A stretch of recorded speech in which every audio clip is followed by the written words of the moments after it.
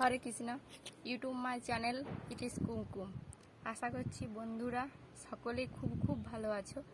তো আজ এই রোদের মধ্যে তোমাদের সূর্যের আলোতে কিভাবে চা বানানো হয় তা আমি তোমাদের সাথে শেয়ার করছি। সবার প্রথমে একটি বাটিতে আমি জল সূর্যের আলোতে গরম হতে দিয়ে যাচ্ছি।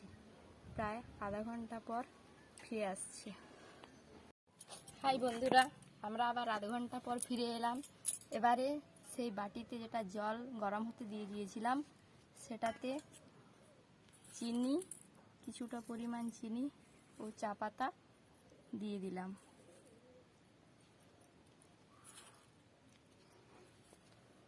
তো বন্ধুরা আবার কিছুক্ষণ পর ফিরে এসে দেখি চাটা তৈরি হয়েছে কি না।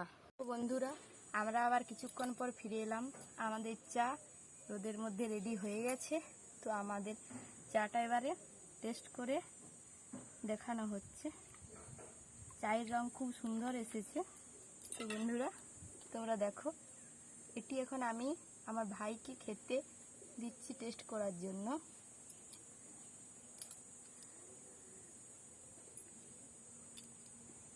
খুব ভালো হয়েছে বন্ধুরা, টেস্টি হয়েছে।